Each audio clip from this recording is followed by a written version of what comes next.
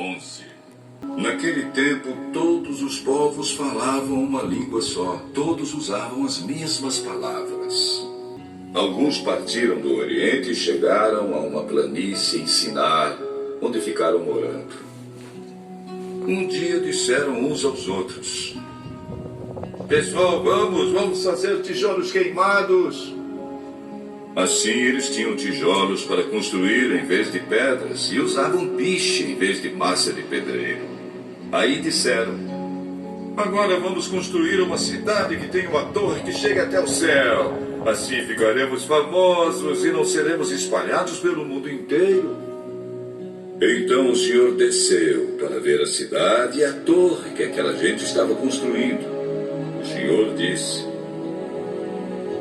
Essa gente é um povo só, e todos falam uma só língua. Isso que eles estão fazendo é apenas o começo. Logo serão capazes de fazer o que quiserem. Vamos descer e atrapalhar a língua que eles falam, a fim de que um não entenda o que o outro está dizendo.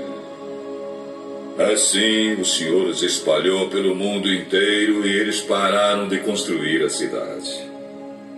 A cidade recebeu o nome de Babel, pois ali o Senhor atrapalhou a língua falada por todos os moradores da terra e dali os espalhou pelo mundo inteiro. Pois é, aí nós vemos um fruto do orgulho humano, né? Quando se fala de Torre de Babel, então nós estamos falando sobre uma manifestação do orgulho humano, né? O homem que queria chegar até o céu, queria chegar até onde Deus está, né? Com a idolatria e a manipulação já de Nimrod, que a gente viu na aula passada, em se tornar um deus, né? Que a gente viu que Nimrod, ele acaba ali através de uma mentira, de uma manipulação da sua esposa com os sacerdotes, ele se torna então um deus, né? E ele sempre teve esse desejo no coração, ele sempre era um homem muito orgulhoso que se achava um Deus, né? Mas nós sabemos que só existe um Deus, que é o Deus de Israel, ele é o único, é o verdadeiro e não existe outro além dele. Então, quando esse povo da cidade de Babel, se fala muito em torre, mas não era somente uma torre, era uma cidade inteira chamada Babel. Esta cidade, eles planejavam criar no mundo um governo único, né? Eles queriam criar então um governo único com uma mesma língua, todos falavam na verdade uma só língua, não existia essa variedade de línguas, né? E o propósito deles era então criar um governo único. Vimos então aí uma grande semelhança, né, com o governo do anticristo, onde o anticristo também criará uma só moeda, um governo único, né, onde ele seria o único líder. Então a gente vê que essa proposta de um governo único já vem desde o livro do Gênesis. Não é algo novo como muitos pensam que há de acontecer.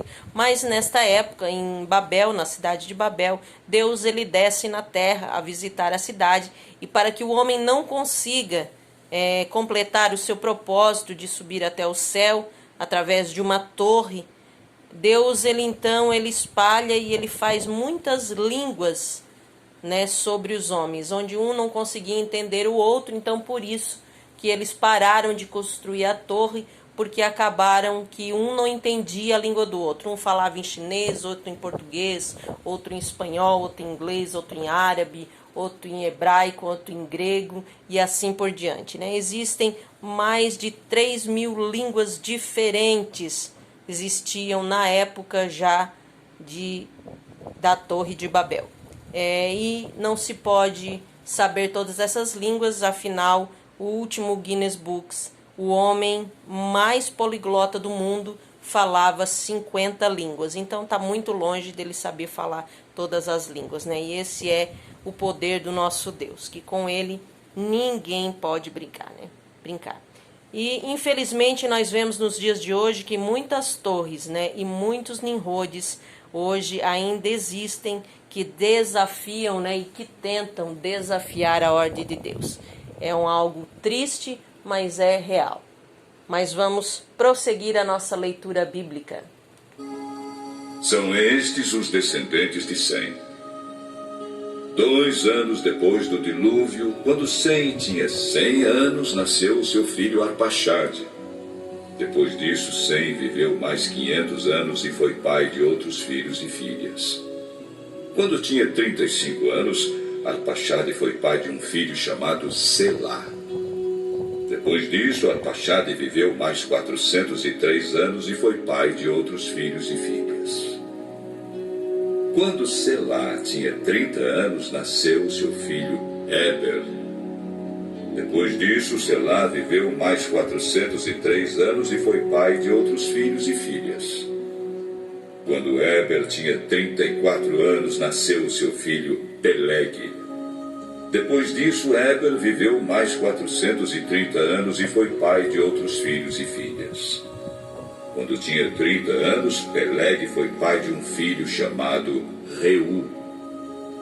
Depois disso, Peleg viveu mais 209 anos e foi pai de outros filhos e filhas. Quando Reu tinha 32 anos, nasceu seu filho Serug. Depois disso, Reu viveu mais 207 anos e foi pai de outros filhos e filhas. Quando Serug tinha 30 anos, nasceu seu filho Naor. Depois disso, Serug viveu mais 200 anos e foi pai de outros filhos e filhas. Quando Naor tinha 29 anos, nasceu seu filho Tera. Depois disso, Naor viveu mais 119 anos e foi pai de outros filhos e filhas. Depois que completou 70 anos de idade, Tera foi pai de 3 filhos: Abrão, Naor e Harã. São estes os descendentes de Tera, que foi o pai de Abrão, de Naor e de Harã. Harã foi o pai de Ló. Tera ainda vivia quando seu filho Harã morreu na Babilônia, na cidade de Ur, onde havia nascido. Abrão casou com Sarai e Naor casou com Milca. Milca e Isca eram filhas de Harã. Sarai não tinha filhos, pois era estéril. Tera saiu da cidade de Ur, na Babilônia, para ir até a terra de Canaã, e levou junto o seu filho Abrão, o seu neto Ló, que era filho de Harã, e a sua nora Sarai, que era mulher de Abrão. Eles chegaram até Harã e ficaram morando ali. E Tera morreu em Harã, com a idade de 205 anos. Pois é, irmãos, aqui nós vimos então a descendência, né, a continuação da genealogia, na verdade, né, descendência, a genealogia dita aí. Nós vimos o pai de Abraão, né, na qual nós vamos estudar no próximo capítulo sobre esse chamado de Abrão, que na verdade seu nome ainda era Abrão, não era Abraão. Abraão nós vamos estudar no próximo capítulo, que é o que Deus muda o seu nome, né? Então, mas nós vimos aí então o seu pai Terá, né? O Tera, como disse aí o leitor, mas muitos estudiosos acreditam ser Terá, o nome do pai de Abrão, e ele estava em Ur dos Caldeus.